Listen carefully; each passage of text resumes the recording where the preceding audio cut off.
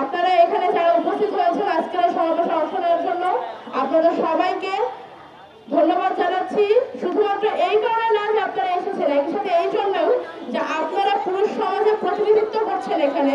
কারণ নারীদের কণ্ঠস্বর শুনতে একটু বিরক্ত লাগে, আপনারা সেটা টপকে আমাদের সাথে এখানে অংশ নিতে এসেছেন, এই জন্য আপনাদেরকে ধন্যবাদ জানাই এবং একসাথে শ্রদ্ধা জানাচ্ছি।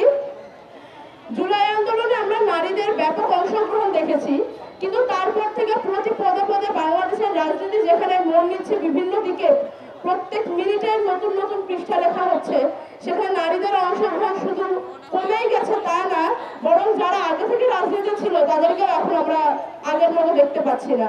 আমি নিজে ক্যামেরার সামনে খুব কম আসি, প্রতি পদে পদে আমাকে মানুষজনের এই প্রশ্নটা শুনতে হয়, জুলাইয়ের নারীরা কোথায় হারিয়ে গেল। দেখুন, সত্যি কথা বলতে কি, বাংলাদেশের নারীদের রাজনীতির অংশগ্রহণ এই কাজটা সবচেয়ে বেশি কঠিন করে গেছে শেখ হাসিনা নিজে। শেখ হাসিনা 16 বছর ধরে যে লুটতরাজ, দুর্নীতি, খুন, গুম, আয়নাঘরের মতো দৃষ্টান্ত তৈরি করে গিয়েছে, তাদের বাংলাদেশের নারী পুরুষ নির্বিশেষে মানুষ নারীকে রাজনীতিতে বিশ্বাস করতে সময় নিবে। শেখ হাসিনার এই পাপের ফল আমাদের সবাইকে ভুগতে হচ্ছে এবং এই জন্য বাংলাদেশের রাজনীতিতে যদি নারীদের অংশগ্রহণ আবার সুনিশ্চিত করতে হয় এবং সত্যিকারে বাংলাদেশের নারীদেরকে রাজনীতিতে নিয়ে আসতে হয়, সবার আগে প্রয়োজন শেখ হাসিনার বিচার নিশ্চিত। এই জন্য যতদিন না পর্যন্ত বাংলাদেশে আওয়ামী লীগ নিষিদ্ধ হবে এবং শেখ হাসিনাকে দেশে ফিরিয়ে এনে শাস্তির মুখোমুখি না করা হবে, ততদিন শুধুমাত্র নারীদের রাজনীতি না, আমি মনে করি বাংলাদেশের নতুন রাজনৈতিক বন্দোবস্ত এবং 24 পরবর্তী রাজনৈতিক নতুন রূপরেখা কোনোভাবেই দেওয়া সম্ভব না। সবার আগে হতে হবে বিচার, তারপর সংস্কার, তারপর কথা হতে পারে নির্বাচন এবং অন্যান্য গণতান্ত্রিক চর্চার ব্যাপারে। যেমন বাংলাদেশের নারীরা কথা বলে, বাংলাদেশের নারীরা রাজনীতিতেও আসে, কিন্তু তারপরেও বাংলাদেশে আমরা অনেক উঁচু পদে নারীদেরকে দেখতেও পাই। স্টিল আমরা এখন পর্যন্ত সেই অর্থে নারী মুক্তি দেখিনি। আমি নিজে গত 7-8 বছর রাজপথে আছি, নারীদের শুধু নিয়ে নয়, বরং দেশের যে কোনো ধরনের ফ্যাসিবাদী ঘটনা বা ফ্যাসিবাদী যে কোনো দৌরাত্মের বিরুদ্ধে সবসময় কথা বলে গিয়েছি। এখন পর্যন্ত আমি আবার সেই জায়গা বানাতে পারিনি যেই জায়গা বানালে মানুষজন আমার কাজ নিয়ে কথা বলবে, আমার শরীর নিয়ে বা আমার ছবি নিয়ে বা ফেসবুকে আমি কিভাবে আসছি সেটা নিয়ে কথা বলবে না। ওই অবস্থান এখন পর্যন্ত বানাতে পারিনি।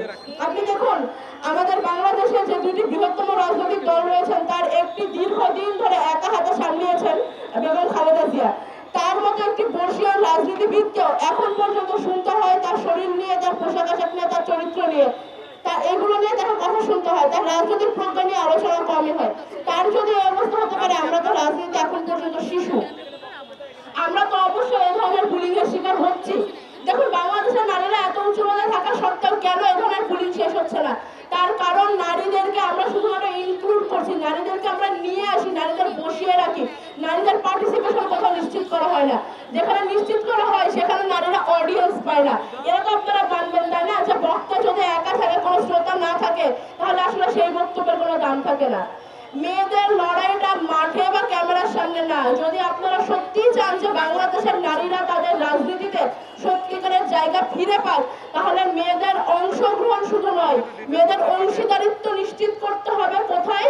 গোল টেবিলে, যেখানে পলিসিগুলো তৈরি হয়, যেখানে সিদ্ধান্তগুলো নেওয়া হয়, নারীদের সেইখানে অংশীদারিত্ব প্রয়োজন।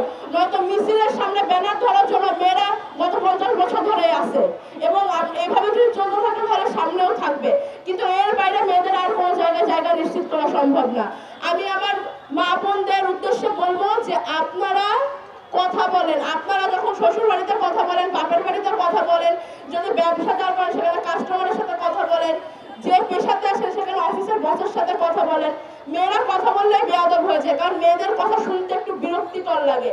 মনে হয় যে দেশে এত বড় বড় ঘটনা ঘটছে, এর মধ্যে কয়েকটা মেয়ে কি সব নিজেদের জিনিসপত্র নিয়ে প্যাচাল পাড়তেছে, এইগুলো এরা বুঝে না, এরা রাজনীতি বুঝে না। যদি বুঝতো নিজেদের বিষয়টা এরকম প্যাচাল পাড়তো না। এইটাই সমস্যা, প্যাচাল পাড়তে থাকেন, নিজেদের কথাবার্তা বলতে থাকেন, একদিন শুনবে না, 2 দিন শুনবে না, একদিন না একদিন তো শুনবে। আর পুরুষ ভাইদের উদ্দেশ্যে বলবো, আপনারা যারা সত্যিই চান যে নারীদের মুক্তি ঘটুক, তাহলে একটু প্যাচালটা শুনেন। পুনরায় আমি আবার বক্তব্য শেষ করব এটাই বলে যে বাংলাদেশের নারীরা আজকে যেখানে আছে আরো অনেক এগিয়ে থাকতে পারতো যদি না শেখ হাসিনার মতো একটি কালসাপ বাংলাদেশে এতদিন থাকতো। আমি আপনাদের সকলকে অনুরোধ করবো যে নারী মুক্তির দেশের স্বৈরাচারের বিচার এবং স্বৈরাচার মুক্তকরণের জন্য দাবি উঠাতে থাকুন, কথা বলতে থাকুন। ধন্যবাদ সবাইকে, ভালো থাকবেন।